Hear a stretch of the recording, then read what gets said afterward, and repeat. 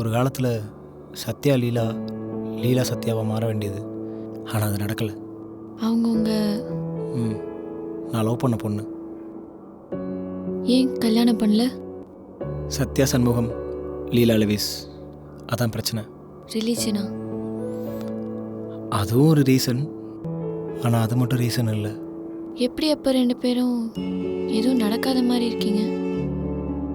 அது அவ்வளோ ஈஸி இல்லைங்க. நான் ரொம்ப கோளாறு கொடுத்தேன் அவகிட்ட. ஆனால் அவள் ரொம்ப மெச்சூர்.